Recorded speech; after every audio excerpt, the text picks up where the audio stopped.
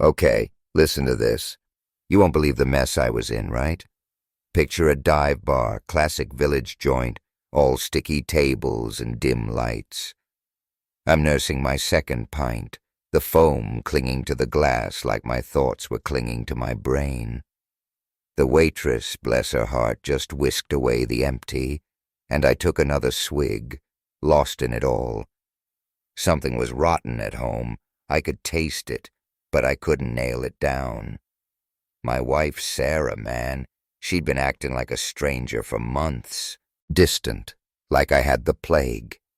Secretive, always whispering on her phone, then slamming it shut when I walked in. Try to talk to her. Forget it. Brick wall, our sex life, vanished. Poof. Replaced by this Arctic chill, like I'd personally insulted her family. And the money thing, that was the weirdest part. She started freaking out about finances, nonstop complaining. It made 0 sense. Rose. I pulled down a damn good salary, more than comfortable, you know? We had investments stacked up, assets everywhere, net worth pushing 5 mil. But she was talking like we were about to lose our Brooklyn brownstone. It was insane, especially since she'd been flaunting that Upper East Side club membership I'd gotten her just last summer, acting like she was born to it. I wasn't a fool. A fair. Has to be. She was setting the stage, prepping for the big switch, the gold digger's playbook, but 2 landmines in the way. First, no freaking prenup. Divorce would be nuclear, financially speaking. Second, nada, zip, 0 proof. Just this icy suspicion, this gut feeling twisting me up inside. I drained half the pint, mind racing, scenarios flashing like a Times Square billboard. Then I saw her. Not Sarah, hell no. This woman walked in, total stranger, but bam, like someone cranked up the lights. Absolutely breathtaking. Heads swiveled, conversations died down. She scanned the room, eyes sharp, then locked right on me. No hesitation, no looking around. Straight line to my booth. Without a word, she slid in across from me like she owned the place. Eyes locked on mine, studying me, sizing me up. Then, voice cool and smooth. "Mark Olson?" I just nodded, throat suddenly dry. The waitress materialized instantly, like she'd been waiting for a cue. Wine order, white, crisp. Disappeared again. Silence hung in the air as soon as we were alone. She leaned in a fraction, voice dropping lower, almost a whisper. "I'm Olivia Hayes. I have information you're going to want to hear." Eyebrow cranked up. "And what's this gonna cost me?" She smiled, slow, knowing, like she held all the cards. "Nothing. Actually, if you agree to what I propose, you'll walk away with almost everything, more than you ever thought possible." That got my attention, all right. "Okay," I said, leaning forward. "Lay it on me. What do you know?" "Your wife is playing you. Big time." My grip tightened on the beer glass, knuckles white. "You know this how?" She didn't blink. Didn't even pause. "Because she's sleeping with my brother." Felt like a punch to the stomach, air knocked out of me. "You got proof?" Nod, sharp and decisive. "Photos, videos, audio recordings, even notarized statements." I let out a long breath, the revelation sinking in, heavy and cold. "Damn," I muttered. "You must really hate your brother, throwing him under the bus like this." That radiant smile flashed again, wider this time. "Quite the opposite." I'm here because of him. He sent me, while your wife is occupied. Frowned, confused. He's stealing my wife and then helping me? Standard gold digger move, Mark. Cheating wife sets up husband for a blindside divorce, aims for the jackpot. By giving you a heads up, you have time to protect yourself, your assets. Benefit for him? Olivia's expression hardened, all playfulness gone. This isn't some casual fling, Mark. My brother, David. He didn't know she was married when it started. She went after him. Once we finally ran a background check 2 weeks ago, boom. Still very much Mrs. Mark Olson. Took another week to confirm everything, piece it all together. She paused, then dropped the real bomb. And we found something else. She's not just after an affair, she's after an upgrade. Eyes narrowed, staring at her. What the hell does that mean? You're wealthy, Mark, comfortable. But compared to us, you're in a different league. David's worth over $500 million. Your wife has her sights set on becoming Mrs. Hayes. I just stared at her, speechless. You did a financial deep dive on me? I finally managed to ask. Olivia shrugged like it was the most natural thing in the world. Had to be sure.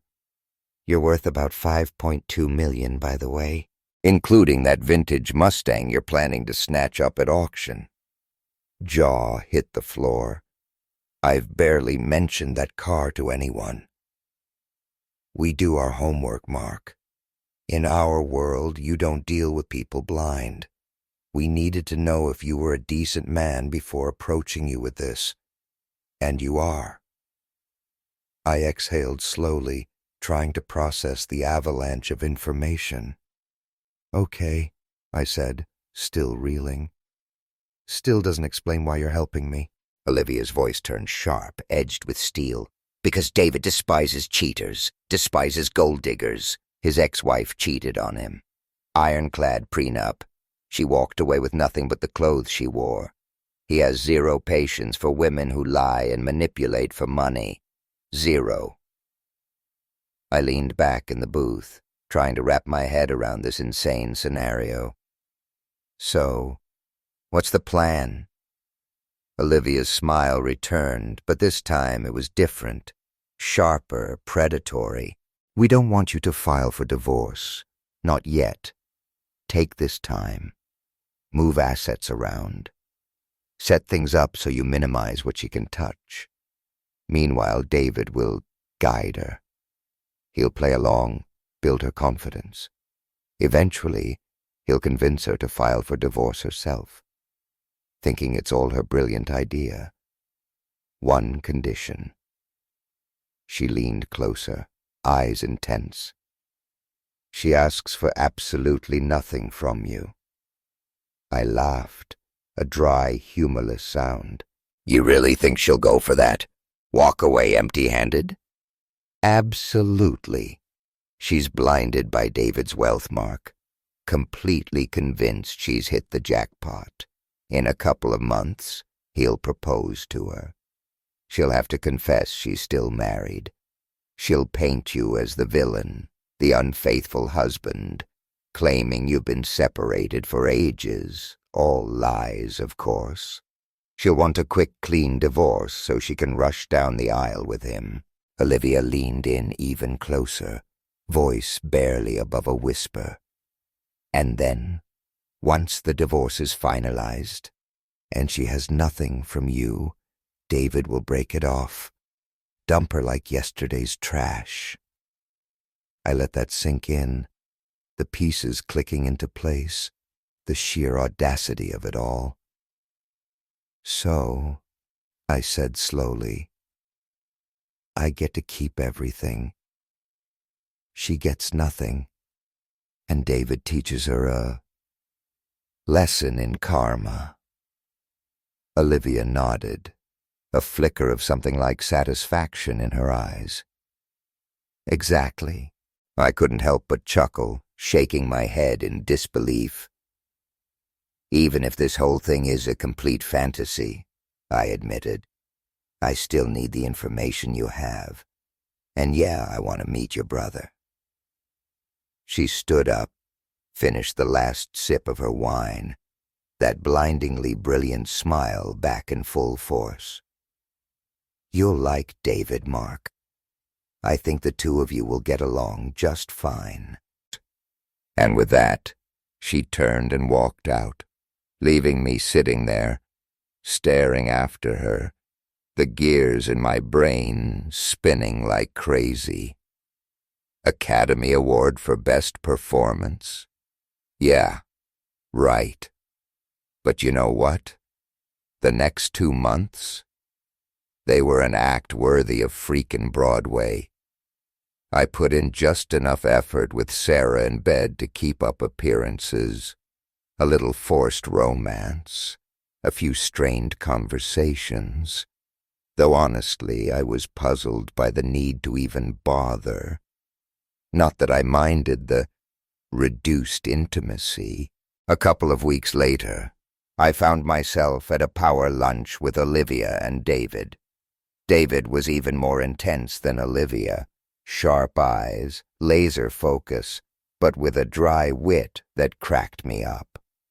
We clicked, surprisingly fast. I also had dinner with Olivia a few times, always when Sarah was conveniently out with friends, which I knew meant glued to David's side. Sarah and I. We'd become little more than platonic roommates, sharing a house and a bank account, nothing more. One evening, over dinner with Olivia, about a month after our first meeting in that dive bar, I played my part. Olivia, I said, voice carefully modulated. I hate to do this, but I think we should take a step back. For a while. Really? She asked, eyes wide, a perfect picture of wounded surprise. But we get along so well. Yes, I said, nodding slowly.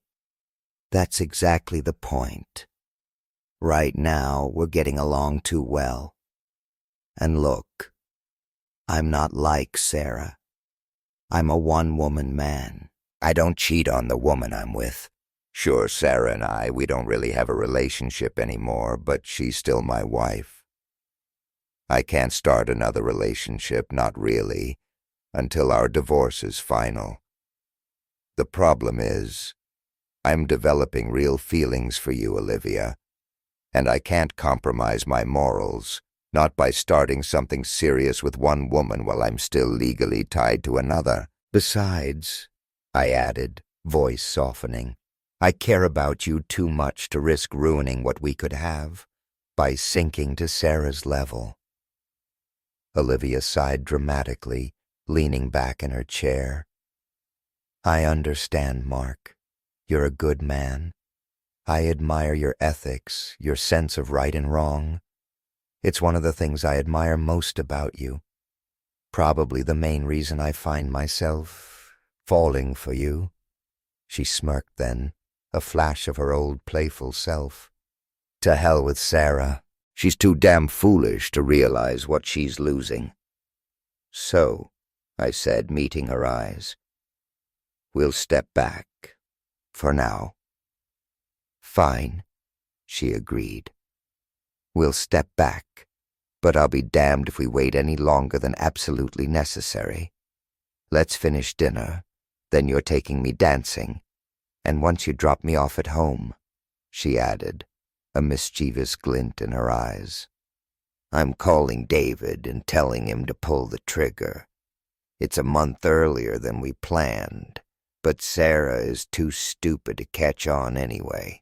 She leaned forward, voice low and seductive.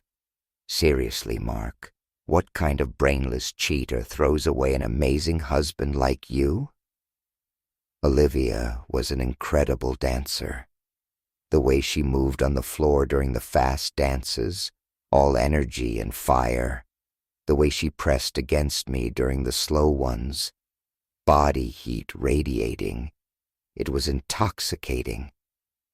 I was honestly surprised my self-control held up, especially with the look she was giving me. We were obviously together, a couple, no question. Several men approached our table, emboldened by the dim lights and the flowing drinks, asking her for a dance.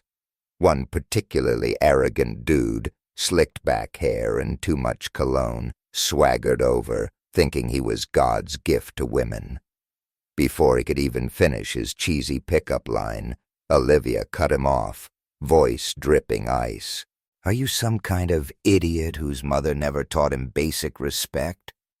Or are you just a fool with a massive mediocrity complex?"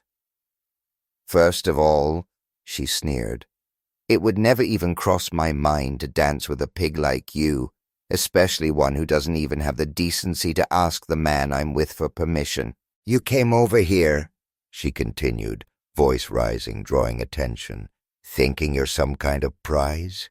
In reality, you're just an arrogant jerk who probably couldn't find a woman's pleasure center with a map, a GPS, and a goddamn Boy Scout guide. I bet you don't even know how to use that tiny little thing you're hiding under those rolled-up socks in your pants." The guy's face went white, then crimson. He slunk away, utterly humiliated, muttering something under his breath. A couple of braver, or maybe just more clueless souls actually approached after that, and politely asked me if I would allow them to dance with her. I just smiled and told them it was entirely up to Olivia. Olivia, of course, always declined, explaining, loud enough for everyone around to hear, that she was saving all her dances just for Mark. Later that night, when I walked her to her door in front of her Upper West Side apartment building, she turned to me, placed her hands on my cheeks, and kissed me. And damn, it wasn't just any kiss. It was a soul-stealing, heart-stopping, breath-snatching kiss. My very essence was drawn into hers, replaced by hers, a dizzying, overwhelming exchange.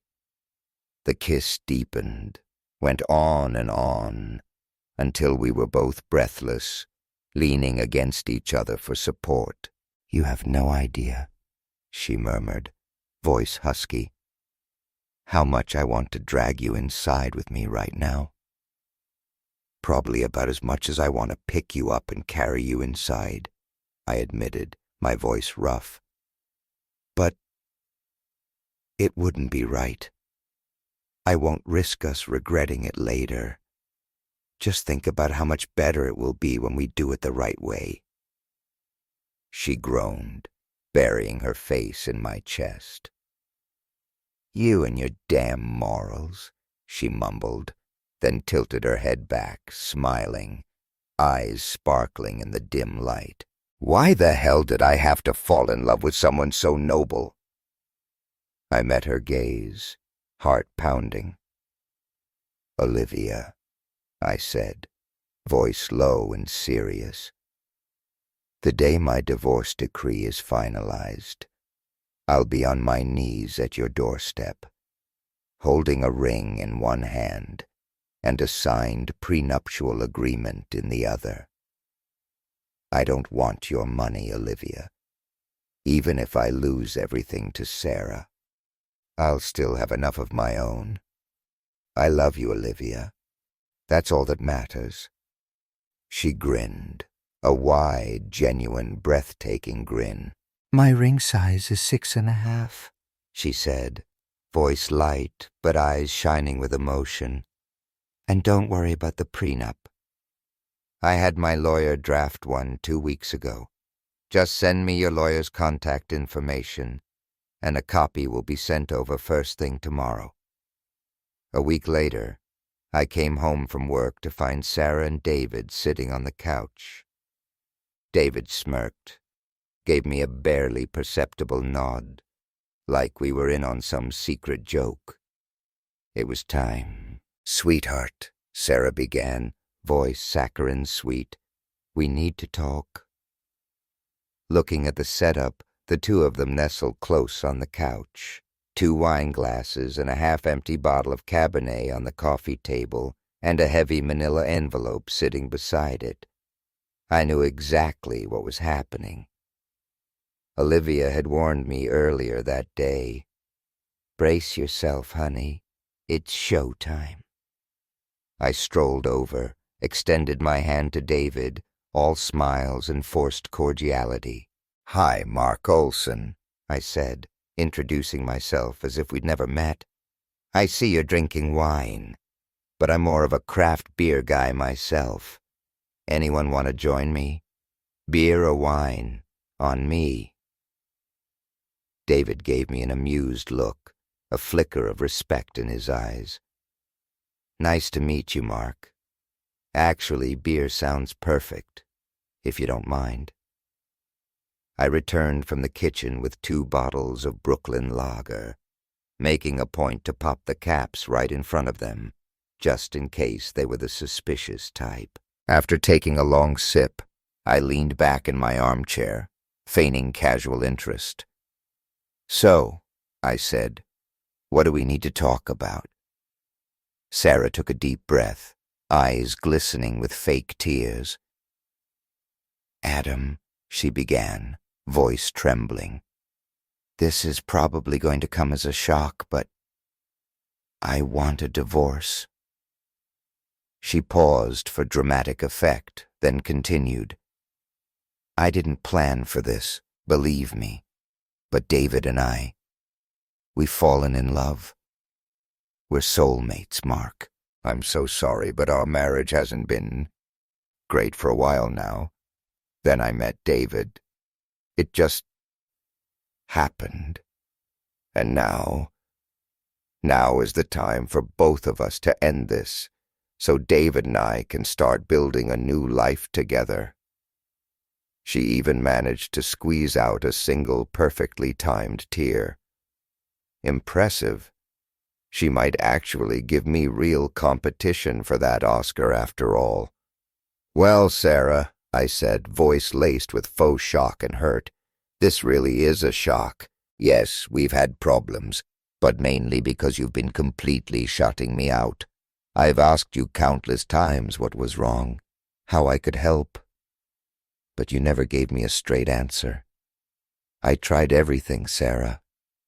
More romantic dates, flowers, weekend getaways, intimacy.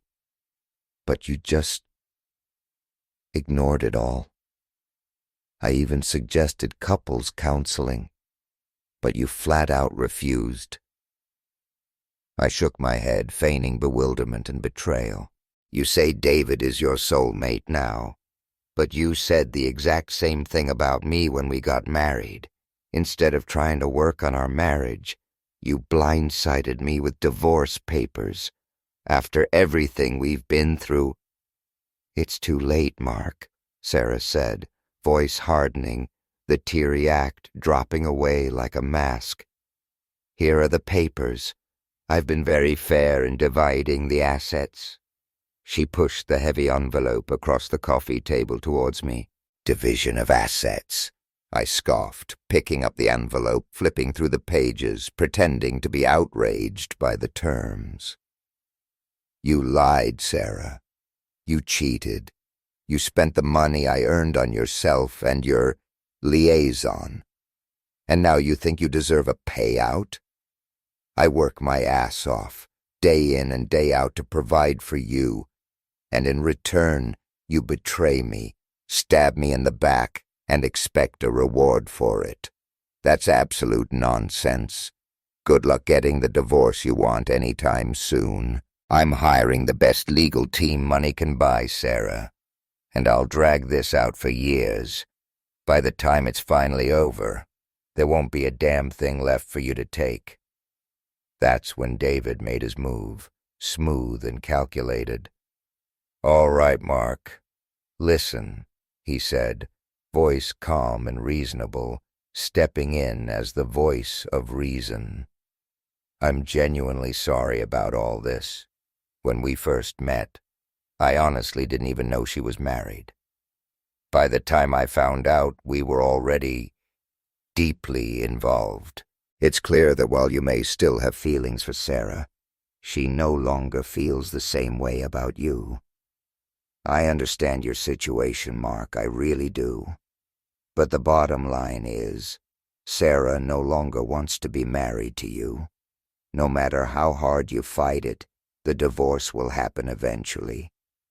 By resisting, all you'll do is hand the majority of your assets over to the lawyers. Sure, it might reduce the amount you'll have to pay her in the end, but it also means you'll lose almost everything yourself, in legal fees and court battles. There's really no need for that kind of scorched earth approach, especially since Sarah and I are planning to get married as soon as the divorce is finalized. You won't need to pay any spousal support, Mark, none at all. Additionally, he continued, gesturing around the impeccably decorated living room, I'm a very, very wealthy man, so Sarah really doesn't need to take any of your assets. In fact, whatever she gets from this divorce will be just a drop in the ocean compared to the wealth she'll have when she marries me. Look, he said, leaning forward, lowering his voice. You keep the brownstone, your pension, all your savings and investments, and half of what's in the joint checking account. She walks away with half of the money in the checking account, all her clothes, personal belongings, and her car. Honestly, she won't need anything else after we get married. I pretended to consider it, pacing the room, stroking my chin, playing the part of the reluctant, heartbroken husband. Finally, I sighed. All right, I said, voice resigned.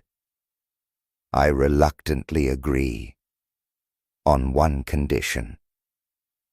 Sarah and David exchanged a quick glance, relief flooding their faces. Anything, Sarah said quickly. She returns her wedding rings and all the jewelry I inherited from my family. I also want the expensive jewelry we keep in the safe, the pieces I bought with the intention of passing them down to our children and grandchildren, family heirlooms. David turned to Sarah, a slight frown on his face. Remember we discussed this, sweetheart? We've already caused Mark enough pain with what we've done. It's better to wrap this up quickly, painlessly, so we can get married and start our new life. You're right, David, Sarah replied, nodding quickly, eager to please him. I won't need his money after we're married anyway. Let's just finalize this and sign the new papers. With those carefully rehearsed words, we toasted to our agreement, a strained, awkward affair. And they left, Sarah practically radiating smug satisfaction, David oozing patronizing sympathy. Now, some of you might be thinking, heartless bastard, leaving her with just a couple of dollars in the joint checking account. You'd be wrong. That might have raised her suspicions, made her think I was hiding something. We typically kept around $110,000 in that account for household expenses, so I left it untouched. Let her have her little victory. Most men don't realize it, but they're giving away a fortune when they ignore their wife's wardrobe during a divorce. Sarah's clothing collection alone, worth nearly $60,000 at retail, easy. Designer dresses, shoes, handbags, all barely worn, some still with tags on. There's actually a decent market for high-quality second-hand women's clothing online, especially designer brands. Of course, you can't get full retail price, but you can get at least 50 to 75% of it back if you know where to sell. Her car was a year-old Lexus SUV, top of the line, that we'd paid for in cash. A week later, my lawyer and I met with them at Sarah's lawyer's swanky Wall Street office. Her lawyer, a sharp, no-nonsense woman, strongly advised against the proposed division of assets. "This is essentially a 90-10 split in Mr. Olson's favor, Mrs. Olson," she said, her voice tight with professional disapproval. "I cannot in good conscience recommend you agree to these terms." "It doesn't matter," Sarah declared, waving her hand dismissively, eyes fixed on David, who sat beside her, radiating power and wealth. "As soon as the divorce is final, David and I will get married. That will eliminate any alimony payments, and I won't need any other assets anyway. I just want this to be over as quickly as possible." We signed all the papers, his notary assistant certified everything, and just like that, it was done. Now it was just a 60-day waiting game until the final decree was issued. In the meantime, Olivia and I got to know each other much, much better. We spent most of our free time together, exploring the city, laughing, talking for hours. No, we didn't have sex. God knows we both wanted to, and came close more than once, the tension crackling between us like live wires. But we decided to wait until the final divorce decree was issued, to do it right, the way we both wanted. David and Sarah also continued their relationship, Sarah practically glued to his side, basking in his reflected glory. She even moved in with him full-time, trading our comfortable brownstone for his penthouse overlooking Central Park, a move she made sure to broadcast all over social media. David, Olivia, and I finalized and fine-tuned our plans for the endgame, every detail meticulously planned, every contingency accounted for. The 60-day waiting period dragged on, each day feeling like a week. Finally, the final notice arrived in the mail, crisp and official, the day before. The monstrous engine of my restored 1968 Mustang GT500 purred like a caged beast as I idled into the parking lot in front of David's penthouse. I pressed the clutch, shifted the 4-speed transmission into neutral, and engaged the parking brake, the satisfying click echoing in the quiet street. Stepping out, I smoothed the lapels of my brand-new tuxedo, custom-tailored, perfect fit. I really needed to make a great impression tonight. After all, I was now officially free from my cheating, gold-digging wife, and about to enter the next, infinitely more exciting, chapter of my life. I quickly patted my jacket, making sure the small velvet box I needed was securely tucked in the inside pocket. With that settled, I turned to the young valet, barely 20 years old, who hurried over, eyes wide with admiration under the envious gazes of his colleagues. "She's got a really tough clutch," I advised, a grin spreading across my face. "Be gentle with her." He nodded respectfully, practically reverent, as he climbed into my meticulously restored vintage beauty. I'd spent the last month finishing her up, every detail perfect. Now that I no longer had a wife wasting all my money on stupid stuff, I could finally afford to spend cash on things I truly wanted. A grin stretched across my face as I climbed the steps to the penthouse entrance, anticipation bubbling inside me. This was going to be an epic night. Just before stepping through the massive ornate doorway, I caught a glimpse of the next arrival, pulling up in a sleek black town car, and that's when the night went from simply epic to absolutely legendary.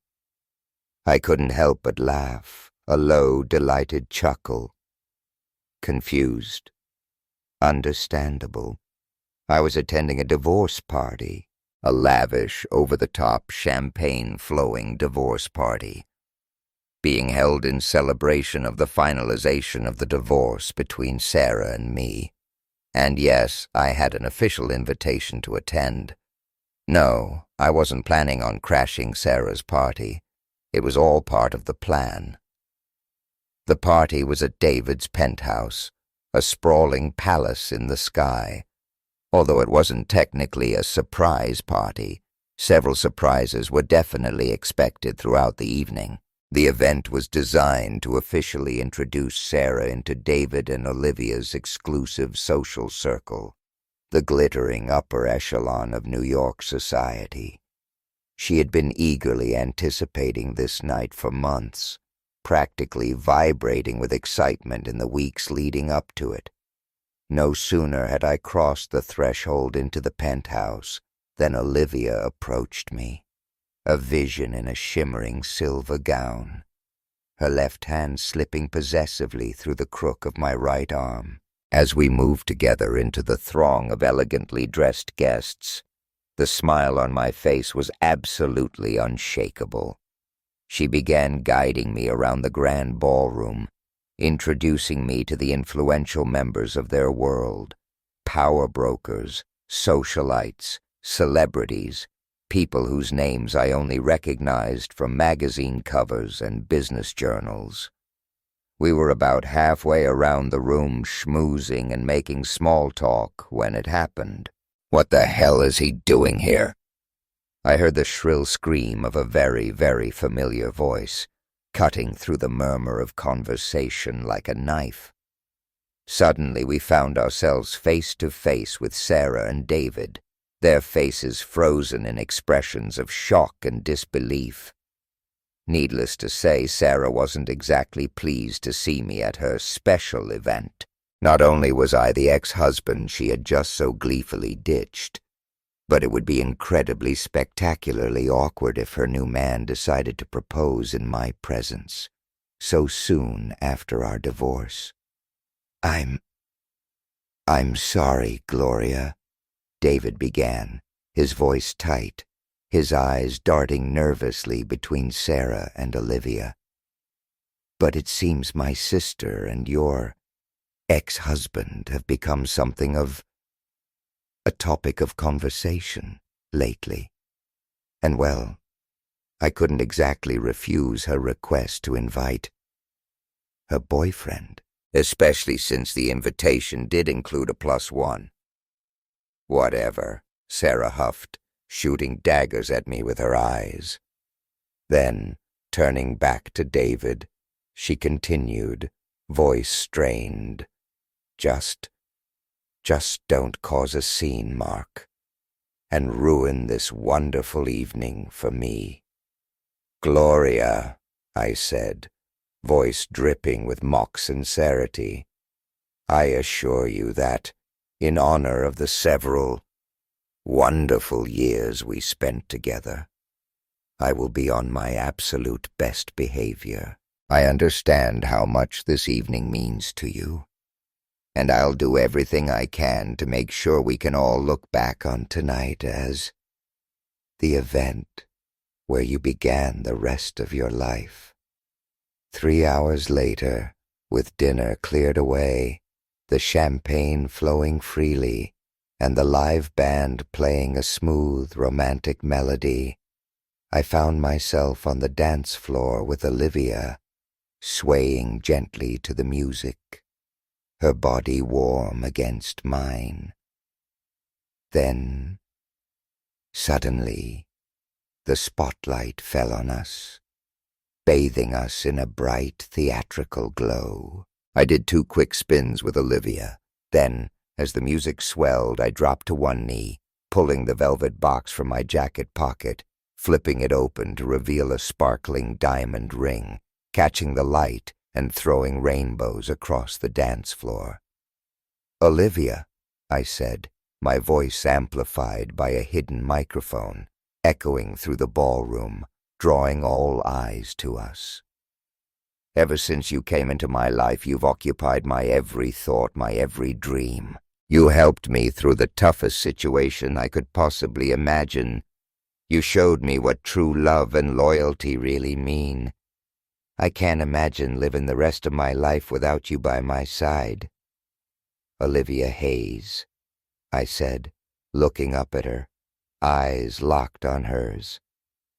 Will you do me the honor of becoming my wife? Of course, she said yes. Tears streaming down her face, a radiant smile lighting up her features, she whispered, Yes, Mark. Yes, 1,000 times yes. Seriously, folks, we had planned all of this in advance, down to the last detail. I had already signed the prenuptial agreement Olivia's lawyer had drafted. Ironclad, bulletproof, everything legally airtight. She even grabbed me right there on the dance floor, pulling me close, and sealed the deal with a very long, very passionate kiss, right in front of everyone. The crowd erupted in applause, cheers, whistles, the room buzzing with excitement and congratulations. This, of course, only fueled Sarah's simmering anger, because the spotlight, literally and figuratively, had shifted entirely from her celebration to my engagement to Olivia. The evening, which was supposed to be a grand toast to Sarah's newfound singlehood and her glorious entry into high society, had instantly transformed into a grand celebration of my future with Olivia. It took Sarah a couple of hours and several more glasses of champagne to finally put all the pieces together, to grasp the full, devastating scope of the betrayal. She stormed over to David, eyes blazing, voice shaking with rage. "David!" she hissed, grabbing his arm, pulling him away from a group of bewildered socialites. We were supposed to get married as soon as my divorce was finalized. Well, it's final now. So why? Why has your sister just gotten engaged to my ex-husband while you haven't even given me a ring? We haven't even started planning our wedding. Sarah's voice rang out across the suddenly silent ballroom, drawing gasps and curious glances. She had wanted to be the center of attention that night, desperately craved it. Now she was, but definitely not in the way she had hoped. David sighed, a long, theatrical sigh, and turned to face her, his expression a mixture of boredom and disdain. "Here's the thing, Sarah," he said, his voice carrying clearly through the suddenly hushed room. "Over the past few months, I've gotten to know Mark really well. While he's been dating my sister, we've actually become good friends. And honestly," he continued, his voice taking on a cutting edge, "we've become good enough friends for me to realize something rather important. And then I thought, if you could so easily cheat on a guy like Mark, who did nothing but love you, who gave you everything, what's to stop you from doing the same thing to me?" Sarah's face paled, all color draining away, as the full weight of his words hit her. But David wasn't finished. "After all," he continued, his voice dripping with ice, "let's not forget, Sarah, it was you who came on to me. And let's also not forget that you lied to me repeatedly about being single. When you finally admitted you were married, you claimed you were separated and that a divorce was inevitable. But after talking to Mark, getting to know him, I found out you lied about that too, about everything." He scoffed, shaking his head in mock disbelief. "There's absolutely no reason for me to marry a serial liar and cheater like you, Sarah." He took a step back, distancing himself from her, both physically and emotionally. "In fact," he said, his voice cold and final. "I'm breaking up with you. You've got a week, Sarah. 1 week to find a new place to live before I have my staff throw all your stuff out on the street." And now, he added, turning away from her, dismissing her as if she were nothing more than a stain on his expensive Persian rug.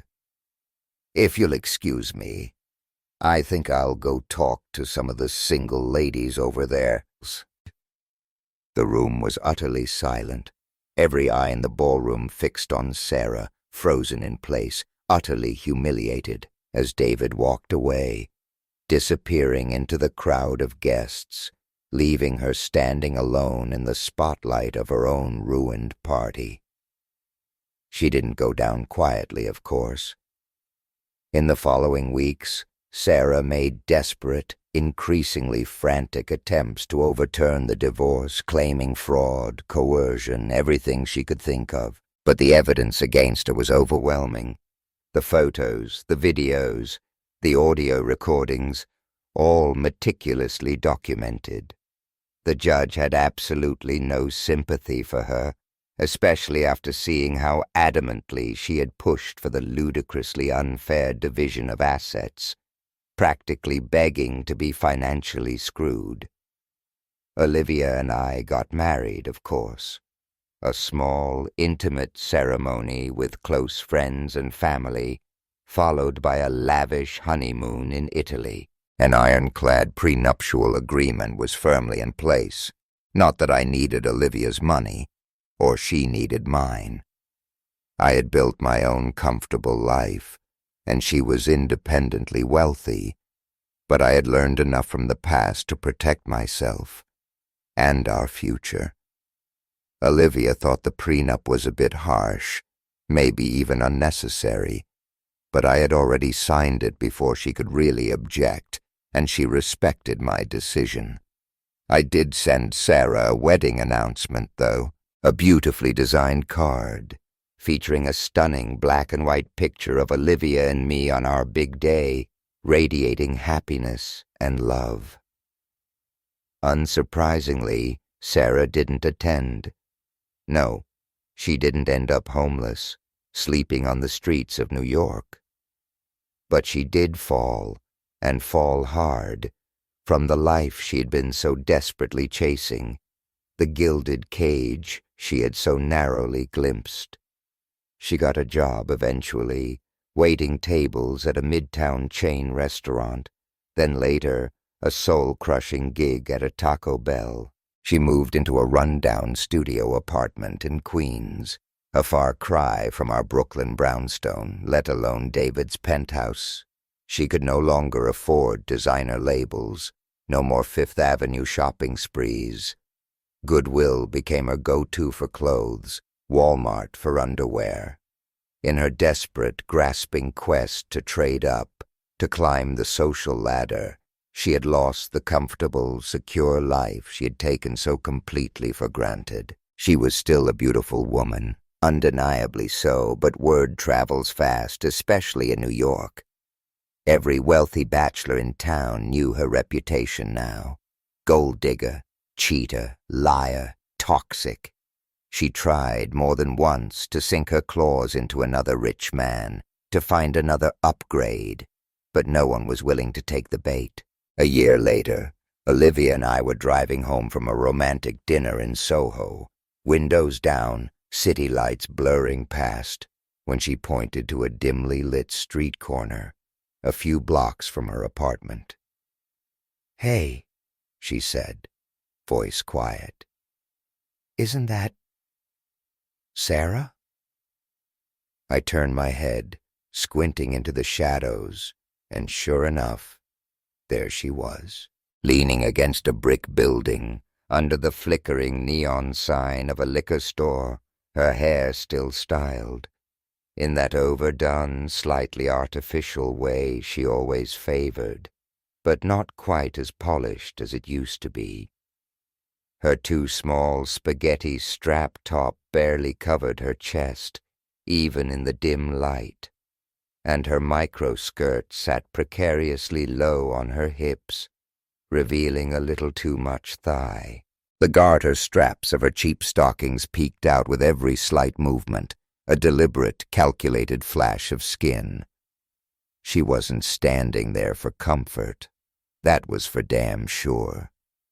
The 7-inch ankle boots she wore made walking look like a challenge, even on the relatively smooth sidewalk. Through her thick makeup, the candy apple red lips, the heavy black eyeshadow, the exaggerated false lashes, I could still recognize her, the ghost of the woman I had once loved, now faded and cheapened. The location said it all. This particular part of town was notorious for a very particular type of business transaction, the oldest profession in the book. A few other women, dressed in similarly revealing outfits, paced the sidewalk nearby, waiting, watching, their eyes scanning the passing cars. A beat-up sedan, paint chipped, muffler rattling, pulled up beside Sarah. She sauntered over to the passenger side, hips swaying, practicing her practiced routine. As the passenger window rolled down, a brief, hushed conversation ensued. Words I couldn't make out, but didn't need to, followed by the passenger door opening, slowly, invitingly. The man inside, a shadowy figure, stepped out, tilted the seat forward, and Sarah slid into the back, disappearing into the darkness of the car's interior. The door shut with a soft thud, and the car sped away, disappearing into the late-night city traffic. Olivia and I exchanged a long, silent glance, a look that spoke volumes, a look that acknowledged the full, tragic circle of Sarah's downfall. Then, after a moment of stunned silence, we both burst into laughter, the sound echoing in the cool New York night, a release of tension, a final cathartic exhale.